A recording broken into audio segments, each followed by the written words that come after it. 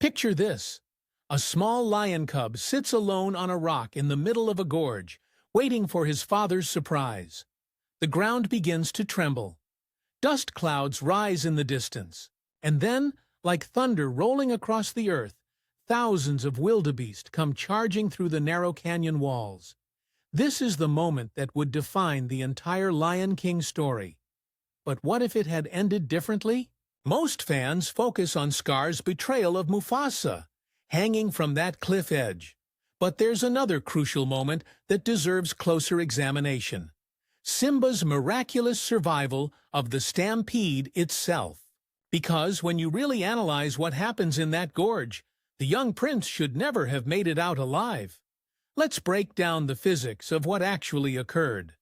Wildebeest stampedes are among the most devastating natural phenomena in Africa.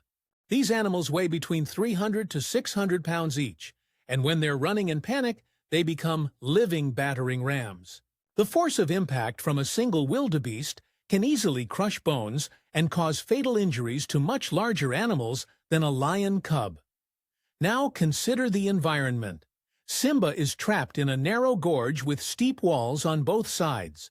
There's nowhere to run except forward or backward along the same path the wildebeest are using. The animals are in full panic mode, which means they're not going to stop or swerve to avoid a small obstacle.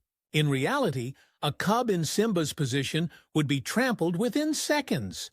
But here's where it gets interesting from a storytelling perspective. Disney needed Simba to survive for the story to continue as planned. So they showed him dodging between legs, grabbing onto horns, and somehow navigating through this chaos with cartoon-like agility. It's entertaining, but it's also completely unrealistic. What if we strip away that plot armor? What if physics and biology worked the way they actually do in nature? The stampede begins the same way. Simba waits on his rock, confused and increasingly frightened as the rumbling grows louder. But when the first wave of wildebeest crashes through the gorge, there's no miraculous escape. The cub tries to run, just as he does in the film, but reality catches up quickly. One misstep, one stumble, and suddenly the small prince is overwhelmed by the sheer force of nature. Mufasa still arrives, drawn by the commotion and Scar's urgent report about his son being in danger. But this time, when he leaps into the gorge, he's not rescuing a frightened but unharmed cub. He's searching desperately through the chaos for any sign of his son. And what he finds changes everything. The great king's roar of anguish would echo through the gorge, a sound of pure parental grief that would make even the stampeding wildebeest pause in their flight. This isn't the controlled grief of finding his son's body later. This is raw, immediate devastation. The kind of emotional trauma that leaves scars on the very fabric of reality. Because here's what most people don't consider about the Lion King universe. It's a world where emotions and spiritual forces have real, tangible effects. Mufasa's connection to the great kings of the past isn't just symbolic. It's an actual supernatural network. Rafiki can see the future in his paintings. The spirit realm directly intervenes in earthly affairs. This is a universe where the boundary between life and the afterlife is surprisingly thin. So when a young, innocent soul meets such a sudden and traumatic end, especially through betrayal by family, what happens next wouldn't follow the normal rules of spiritual progression. Adult lions who live full lives and pass away naturally join the great kings of the past in peace. But Simba? Simba would be different. Picture the moment of transition. A confused, terrified cub suddenly finding himself existing in a state between worlds. He doesn't understand what happened to him. He only knows that he was waiting for his father, and then there was chaos, pain, and now something else. Something wrong. The spiritual realm has rules, just like the physical world. Peaceful spirits find their way to the stars and become one with the great cosmic order. But spirits created through trauma, betrayal, and unfinished business, they tend to linger. They tend to hold grudges, and Simba would have the biggest grudge of all. Think about it from the cub's perspective. The last coherent memory he has is of Uncle Scar telling him to wait right here, promising that Daddy has a wonderful surprise for him. Uncle Scar, who seemed nervous and excited, who kept looking around as if expecting something. Uncle Scar, who disappeared just before the ground started shaking. Even a young mind can connect those dots eventually, especially when that mind is no longer constrained by the limitations of a physical brain, when it has access to perspectives and information that were hidden before. Scar's betrayal of Mufasa is dramatic and obvious, but his betrayal of Simba is more insidious, more personal.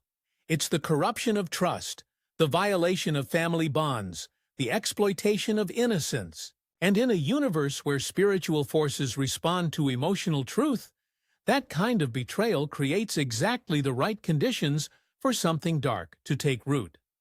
The Pride Lands themselves would feel this disturbance immediately. The circle of life isn't just a philosophy in this world. It's an actual spiritual ecosystem.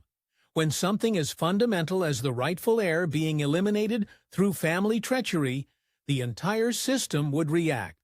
The very ground would know that something unnatural had occurred. This sets up a completely different dynamic than the story we know.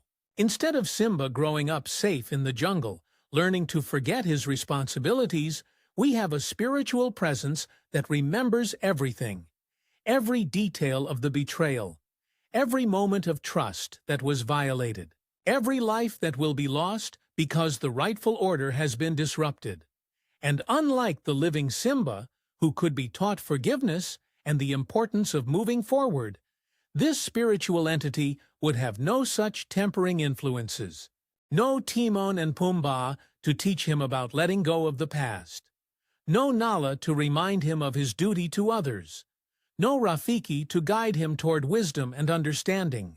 Just pure, concentrated injustice, given supernatural form and purpose. To understand what Simba's spirit would become, we need to examine how the afterlife actually works in the Lion King universe. And the more you analyze the canonical evidence, the more you realize that Disney created a surprisingly complex supernatural system with very specific rules. Let's start with what we know about normal spiritual progression. When Mufasa passes away, he doesn't immediately become one of the great kings of the past. There's a process involved. We see this in the original film when his spirit first appears to Simba. He's still distinctly Mufasa, with his own personality and memories intact. He hasn't been absorbed into the collective consciousness of the star spirits yet. This suggests that recently departed souls go through a transition period where they retain their individual identity while gradually becoming part of something larger. Think of it like a river flowing into an ocean. The water doesn't instantly lose its distinct properties, but over time it becomes indistinguishable from the whole. But what happens when that natural process gets interrupted? Throughout various Lion King media, we see evidence that spiritual progression can be disrupted. Scar's fiery spirit in the Lion Guard series is the most obvious example. He's trapped in a state of supernatural limbo, unable to move on because of his attachment to earthly concerns. His spirit is corrupted, twisted by the same dark emotions that consumed him in life. The key difference between Scar's spiritual state and what Simba would experience is the age factor. Adult spirits who become corrupted are working against a lifetime of established patterns and choices. They've had years to develop their personality, make their decisions, and set their spiritual trajectory. When they become twisted, it's because they're fighting against their own nature. But a child's spirit? That's different entirely. Young souls are like spiritual clay. Malleable, impressionable, capable of being shaped by their circumstances in ways that adult spirits cannot. In the natural order, this flexibility is meant to help them adapt and grow under the guidance of wise elders. A cub's spirit learns by observing and mimicking the spiritual patterns of the adults around them. But when a young spirit is created through trauma, without proper guidance, that same flexibility becomes dangerous. Instead of learning healthy spiritual patterns, it learns survival patterns. Instead of developing wisdom and patience, it develops cunning and persistence. Instead of growing toward balance and harmony, it grows toward a single, overwhelming purpose. And Simba's purpose would be devastatingly simple: justice for the betrayal that cut his life short. This creates a spiritual entity that's fundamentally different from anything else in the Lion King universe. The great kings of the past are collective wisdom, patient and broad in their perspective. Mufasa's individual spirit is loving and protective, focused on guidance and support. Even Scar's corrupted spirit is ultimately driven by personal ambition and the desire for power.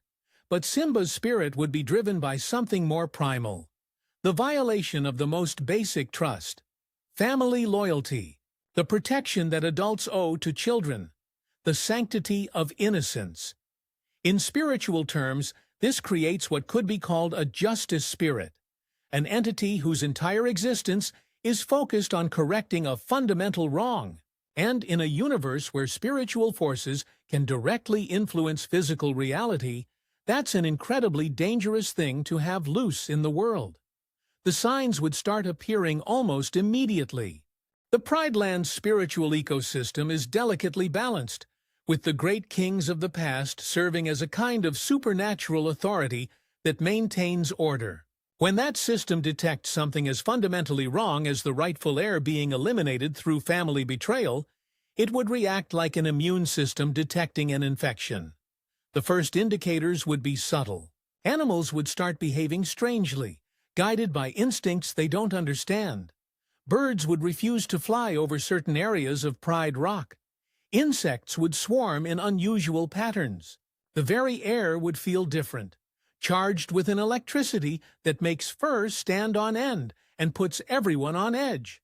Water sources would become unreliable in ways that have nothing to do with drought. Springs that had flowed for generations would suddenly run dry, while new streams would appear in impossible locations. The spiritual disruption would manifest as disruptions in the natural order itself. But the most telling sign would be in the stars themselves. The great kings of the past communicate through celestial movements and stellar patterns. Rafiki, with his deep spiritual knowledge, would be the first to notice that something was wrong with the nighttime sky. Stars that should be in certain positions would appear displaced. Constellations would seem dimmer, as if the spiritual light they represent was being blocked or absorbed by something else, because that's exactly what would be happening. Simba's spirit, created through injustice and driven by the need to correct that wrong, would be drawing power from the very spiritual network that's supposed to maintain balance. Like a black hole pulling in light, this justice-driven entity would be absorbing spiritual energy and growing stronger. The traditional methods for communicating with the spirit realm would start failing.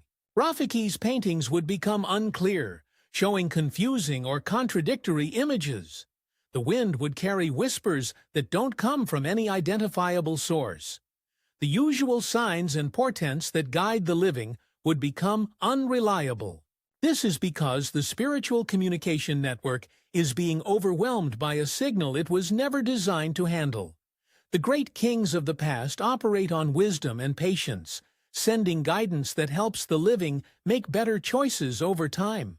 But Simba's spirit would be broadcasting something entirely different: urgent, immediate, demanding justice that cannot wait for natural processes to unfold. The corruption would spread outward from Pride Rock like ripples in a pond. Animals throughout the Pride Lands would begin experiencing nightmares and waking visions. Mothers would instinctively clutch their cubs closer, responding to a spiritual warning they don't understand. Predators would find themselves reluctant to hunt near certain areas, as if the very ground radiated danger. And at the center of it all would be Scar, completely unaware that his nephew's spirit was growing stronger and more focused with each passing day. The very success of his plan, eliminating the rightful heir and claiming the throne, would be creating the conditions for a supernatural reckoning unlike anything the Pride Lands had ever experienced.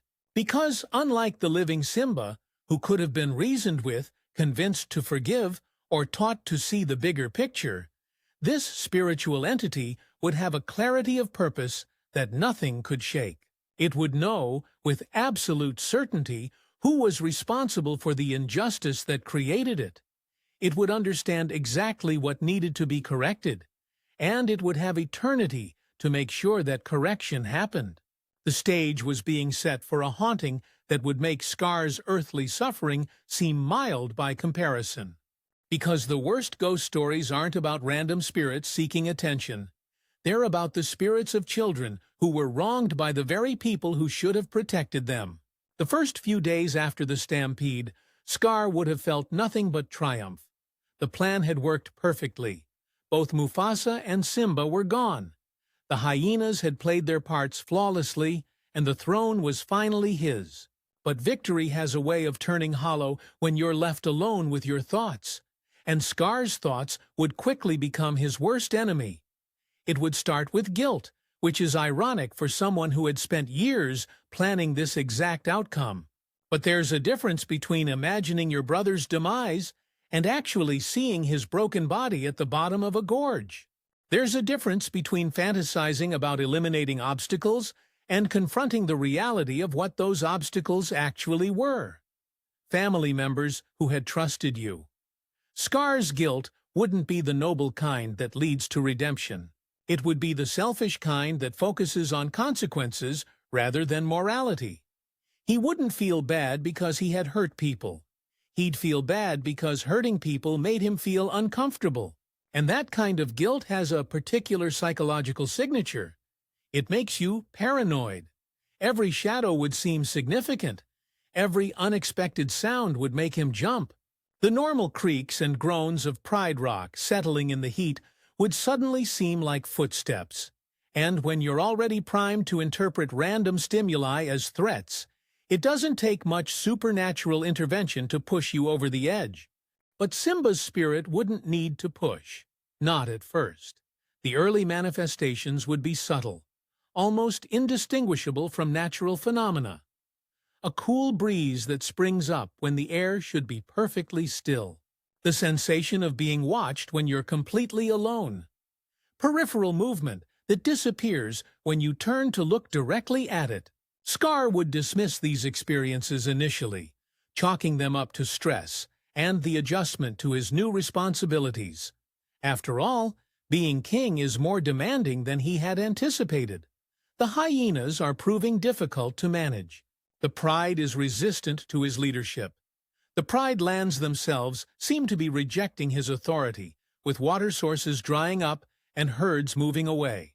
It would be easy to explain away the strange occurrences as symptoms of the pressure he's under, until they start becoming personal. The first unmistakably supernatural encounter would happen during one of Scar's attempts to establish dominance over the pride. He'd be delivering some grand speech about the new order, about how things were going to be different now, when suddenly every lioness in the group would fall silent and stare at something behind him. Scar would turn, expecting to see a hyena or perhaps one of the other lions challenging his authority. But there would be nothing there. Just empty space and the confused murmurs of the pride asking what that small golden shape had been, just for a moment, standing exactly where a young prince might stand while watching his father address the pride. The rational explanation would be obvious. Mass hallucination brought on by grief and stress. The lionesses miss Simba, so they're seeing him where they expect him to be. Scar would seize on this explanation because it makes sense and doesn't require him to consider more disturbing possibilities. But the incidents would escalate. Scar would start noticing that certain areas of Pride Rock had become inexplicably cold. Not the pleasant coolness of shade, but an unnatural chill that seemed to seep into your bones and stay there. These cold spots would appear without warning and disappear just as quickly. But they always seemed to occur in places that held significance. The spot where young Simba used to play. The overlook where father and son had watched the sunrise. Together, the den where the royal family used to sleep. The hyenas would be the first to openly acknowledge that something was wrong. Their heightened senses would pick up things that the lions couldn't detect. Scents that shouldn't exist, sounds that had no source, electrical disturbances in the air that made their fur stand on end. But when they tried to report these anomalies to Scar, he'd dismiss their concerns as superstitious nonsense. This dismissal would create a dangerous dynamic. The hyenas, already nervous about their elevated status in the pride hierarchy, would begin to lose confidence in their new king's judgment. If Scar couldn't sense the obvious supernatural activity around Pride Rock, what else was he missing? What other threats was he failing to address?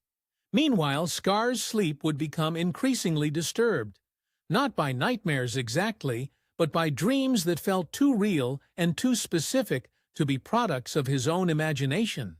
Dreams of running through endless corridors of Pride Rock, chasing a small golden figure that always stayed just out of reach. Dreams of conversations with Simba, where the cub asked innocent questions that somehow felt like accusations. "Why did you tell me to wait there, Uncle Scar?" "I waited just like you said, but Daddy's surprise never came. I'm still waiting." "Should I keep waiting?" Scar would wake from these dreams in cold sweats, telling himself that it was just his subconscious processing guilt and stress. But the dreams would become more frequent and more vivid, until the line between sleeping and waking started to blur. The supernatural activity would begin to interfere with Scar's ability to rule effectively. Important meetings would be disrupted by unexplained cold drafts that made everyone uncomfortable. Strategic planning sessions would be interrupted by sounds, the patter of small paws running through corridors where no cubs existed, the distant echo of young laughter that had no source. Most disturbing of all would be the mirror incidents. Scar would catch glimpses of movement in reflective surfaces, water pools, polished stones, even the sheen of his own dark mane. But when he looked directly, there would be nothing there. Just the fleeting impression of a small golden shape that seemed to be observing him with an intensity that made his skin crawl. The rational explanations would become increasingly strained. Stress doesn't typically cause specific, repeated hallucinations that multiple witnesses can corroborate. Grief doesn't usually manifest as temperature anomalies that can be physically measured. And guilt certainly doesn't create coordinated supernatural phenomena that seem to respond to Scar's thoughts and actions. But accepting the supernatural explanation would require Scar to acknowledge that his actions had consequences beyond the political and social realms. It would mean admitting that the universe itself was reacting to what he had done, that there were forces at work that he couldn't control or manipulate. So instead, Scar would double down on rationalization, becoming increasingly isolated and paranoid as the incidents escalated. He'd start avoiding certain areas of Pride Rock entirely, claiming they were beneath his dignity or strategically unimportant. He'd dismiss witnesses to supernatural events as unreliable or disloyal. He'd throw himself into the business of ruling with manic intensity, as if staying busy enough could keep the growing supernatural pressure at bay. But the spirit wouldn't be content with mere psychological torture. As Scar's mental state deteriorated, the manifestations would become more direct and more personal, because this isn't just any ghost story, it's the story of a child who was betrayed by someone he trusted completely. And that kind of betrayal creates a spiritual entity with perfect knowledge of how to exploit every weakness, every fear, every secret shame. The spirit would know exactly which memories would cause Scar the most pain. It would understand precisely how to make its presence felt in ways that couldn't be dismissed or explained away. And it would have endless patience to escalate the psychological pressure until something finally broke. The question wouldn't be whether Scar would eventually snap under this supernatural assault. The question would be how much damage he would do to himself and everyone around him before the inevitable breaking point arrived. By the time Scar's psychological defenses finally cracked, the supernatural contamination had spread far beyond Pride Rock's boundaries. What started as a localized haunting focused on one guilty king, had metastasized into something that threatened the spiritual foundation of the entire Pride Lands. The circle of life itself was becoming corrupted. The first kingdom-wide manifestation would be the mass animal exodus. In the original timeline, herds left the Pride Lands because of drought and overhunting by the hyenas. But in this haunted reality, the migration patterns would be different. More frantic, more desperate, and completely illogical from an ecological standpoint. Animals would flee in directions that made no sense for their survival. Antelope would run toward known predator territories rather than away from supernatural disturbances. Birds would abandon nests full of eggs to escape areas where the spiritual pressure had become unbearable. Even the most territorial species would suddenly pack up and leave regions they had defended for generations. The exodus wouldn't follow normal drought patterns either. Animals would abandon areas with perfectly good water sources while desperately trying to reach barren wastelands that offered nothing but harsh conditions. But those harsh physical conditions would still feel safer than remaining in a landscape where the fundamental spiritual order had been violated. Because that's what Simba's spirit had done. It had corrupted the very essence of what the Pride Lands represented. This wasn't just a kingdom anymore. It was a crime scene on a cosmic scale, and every living creature with spiritual sensitivity could feel that wrongness in their bones. The plant life would be next to show signs of supernatural contamination. Trees that had stood for centuries would begin dying from the inside out, their leaves turning brown and falling, despite adequate water and nutrients. Flowers would bloom in impossible colors, deep purples and stark blacks that nature never intended.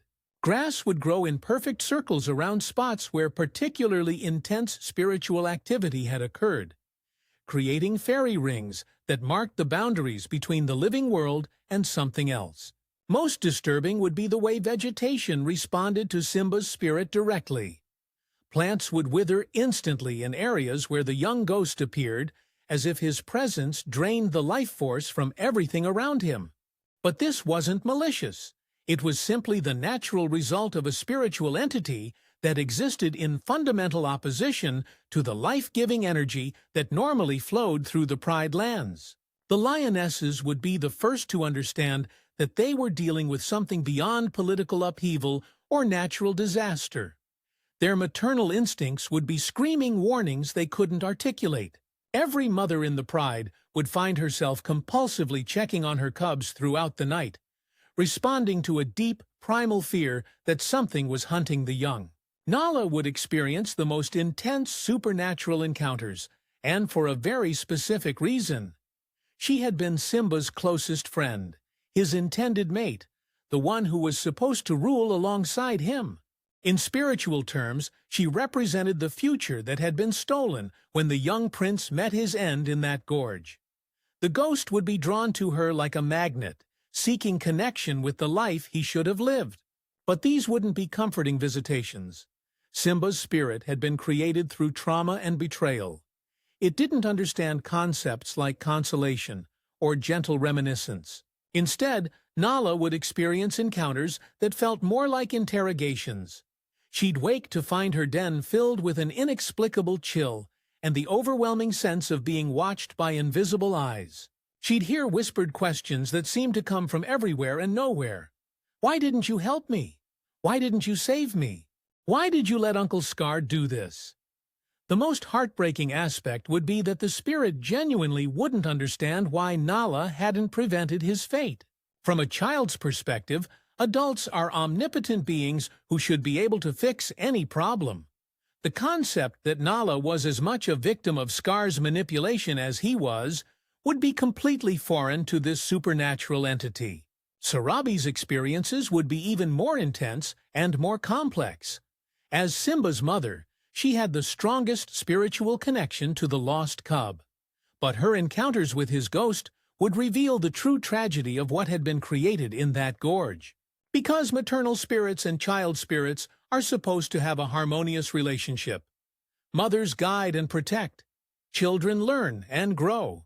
But when a child spirit is created through trauma, that natural dynamic becomes impossible.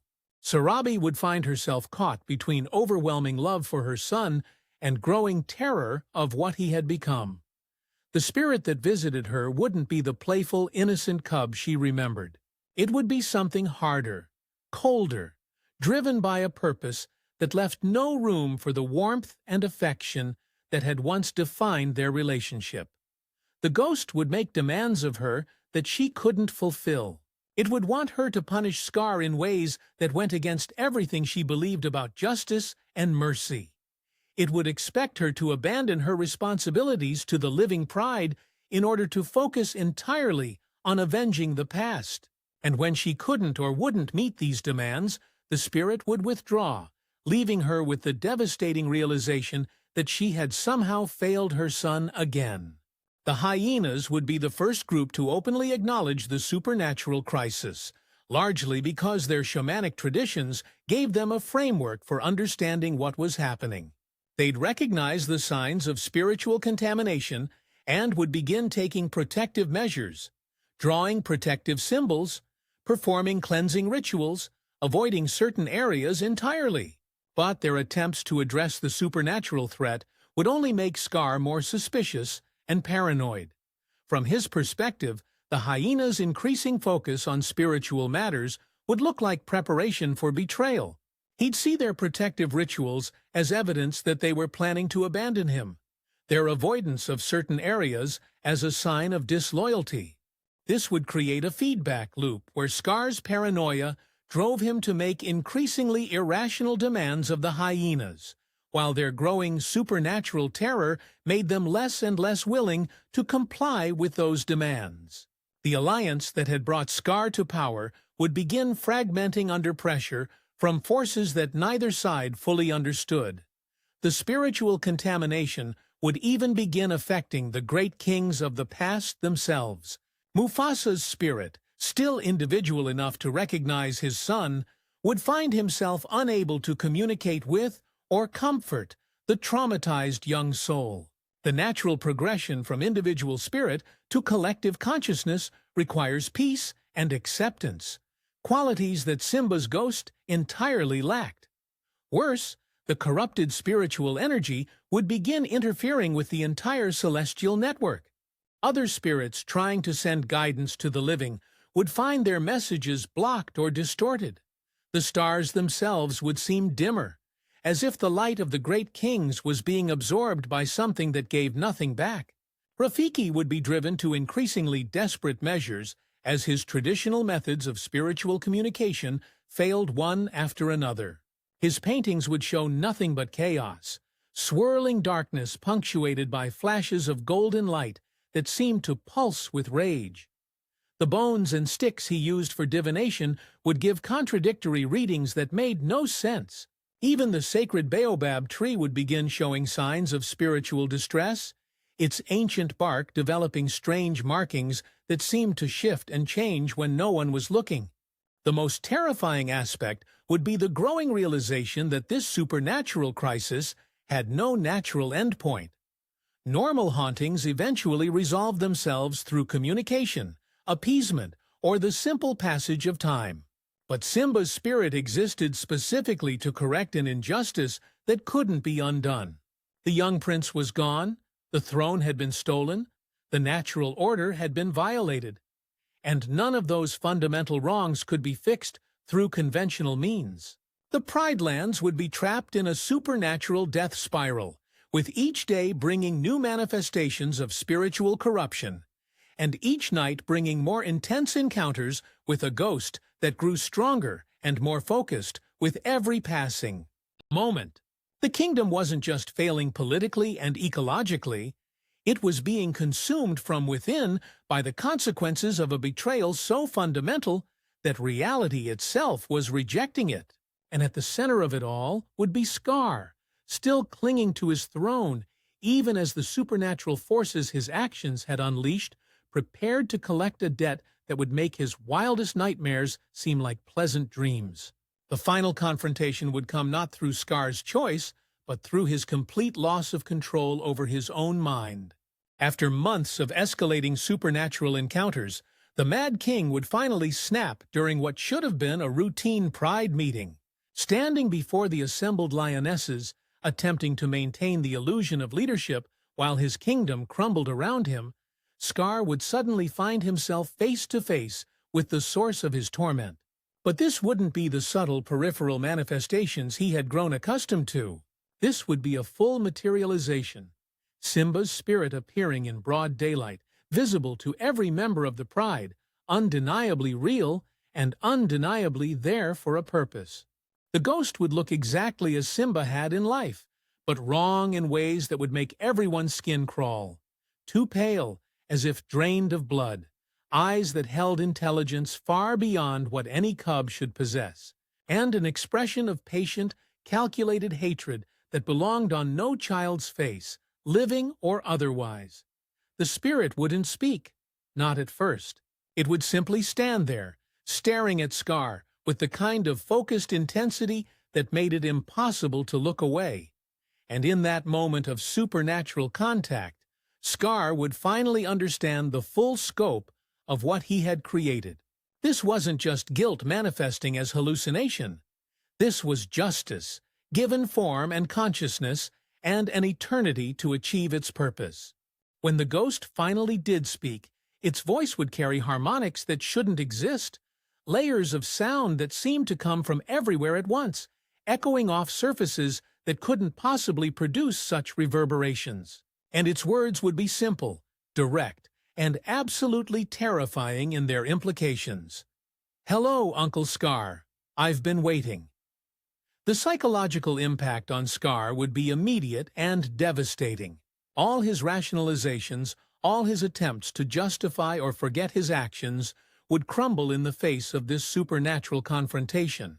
The cub he had sacrificed for power was standing before him, clearly aware of exactly what had been done and why. But the spirit's revelation would go deeper than mere accusation.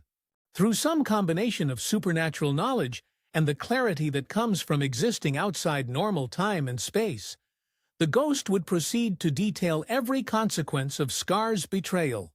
Not just the obvious ones, the deaths, the suffering, the collapse of the kingdom, but the subtle ripple effects that had spread outward like cancer through the spiritual ecosystem.